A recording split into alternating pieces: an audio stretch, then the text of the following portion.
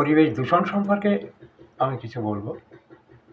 গ্রামে রাস্তাঘাট পলিথিনের প্যাকেট এবং গুটখা, খৈনি, বিভিন্ন প্লাস্টিক যে নদীতে পড়ছে, সমুদ্রের গভীরতা কমে যাচ্ছে এবং যেসব ইঞ্জিন চালিত নদীতে চলাফেরা করছে তাদের পাখায় জড়িয়ে যাচ্ছে এবং আরও প্লাবিত ভবিষ্যতে জলোচ্ছ্বাস এবং সমুদ্রের গভীরতা কমে যাওয়ায় আমাদের গ্রাম ভারতবর্ষে যেমন ক্ষতি চলছে, প্লাবিত হয়ে যাচ্ছে কলকাতার বহু বন্দরে আপনারা দেখেছেন, আরও ভবিষ্যতে ক্ষতি হওয়ার সম্ভাবনা। এসব বর্জ্য পদার্থ যাতে কমে যাওয়া যায় এবং কম হয় তার জন্য আমরা সবাই সচেতন থাকব এবং পরিবেশ ভালো রাখতে গেলে চায়ের দোকানে প্লাস্টিকের কাপ, যেসব প্লাস্টিকের প্যাকেট এবং যেসব চায়ের কাপ বা অন্যান্য ব্যাগ, পলিথিনের ব্যাগ নদীতে ফেলে দেওয়া হচ্ছে, নদীর সমুদ্রে কমে যাচ্ছে এবং গাড়ি ঘোড়া চলছে, যেসব কলকারখানা যা কালো ধোঁয়া, পুরানো ইঞ্জিন চালিত কালো ধোঁয়া পরিবেশ দূষণ করছে এবং মদের বোতল ব্যাপক হারে যে নেশা চলছে, সেসব মদের বোতল ছড়াচ্ছে, প্লাস্টিক এবং কাঁচের বোতল। নদীতে যারা মাছ ধরছে, মাছ কাঁকড়া যারা ধরা মানুষ, তাদের অনেক সময় পা কেটে যাচ্ছে এবং সেসব কাঁচের টুকরো অনেক মানুষ জখম হয়ে যাচ্ছে।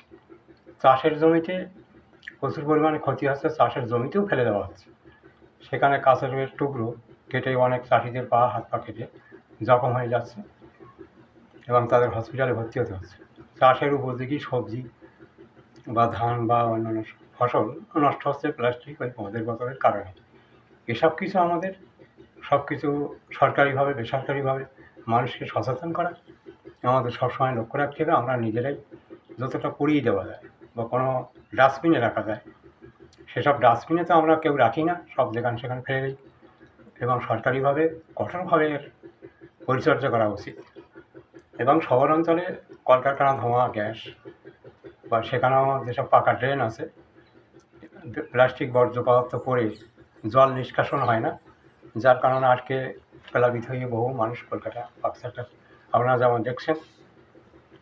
এইরকম হওয়ার সমস্যা আমাদের হতে পারে বা হতে চলেছে। সেসবগুলো ড্রেন পরিষ্কার রাখা এবং প্লাস্টিক যেখানে সেখানে ফেলে হবে না, আমাদের এক জায়গায় ডাস্টবিনে রাখতে হবে এবং সংশ্লিষ্ট জায়গায় এবং যেভাবে পরিবহন ব্যবস্থা আছে সেদিক থেকে আমাদের লক্ষ্য রাখতে হবে এবং আইনত অপরাধ যেখানে সেখানে ফেললে এটা সবচেয়ে সরকারিভাবে কঠোর তাদের দৃষ্টি আকর্ষণ করলে ভালো হয় এবং যেখানে ফেলা হচ্ছে বানতলা, পার্ক সার্কাস বা ঘটকপুর, ওইসব এলাকায় তো কালো জল নদীতে, দুর্গন্ধ এলাকা, তাতে পরিবেশ ছড়াচ্ছে, দূষণ হচ্ছে এবং গাড়ি ঘোড়া যেতে গেলে এমনকি অনেকের বমি হয়ে যাচ্ছে, সেখানে মানুষ বসবাস করতে পারছে না। সেসবগুলো যাতে সুন্দর একটা পরিষ্কার পরিচ্ছন্নতা রাখা যায় তার জন্যে আমাদের ব্যবস্থা নিতে হবে এবং সবাই সেইভাবে সচেতন হতে হবে। পরিবেশ দূষণকে আমাদের সবসময় মাথায় রাখতে হবে, বাড়িঘর, পথে ঘাটে বা কোনো নোংরা আবর্জনা যাতে না পড়ে, আমাদের সবাইকে সচেতন হওয়া উচিত এবং দেখা উচিত। সেই সঙ্গে আমরা সবাই খেয়াল রাখবো, এই আশা রেখে আজকের মতো ভিডিও শেষ করছি। আপনারা আরও নতুন ভিডিও পেতে সাবস্ক্রাইব করুন এবং শেয়ার করুন। ভবিষ্যতে সবাইকে মুসলিমদের আসসালামু আলাইকুম, হিন্দুদের নমস্কার। আশা করি ভবিষ্যতে আরও ভালো ভালো ভিডিও পাবে, এই বলে রাখছি।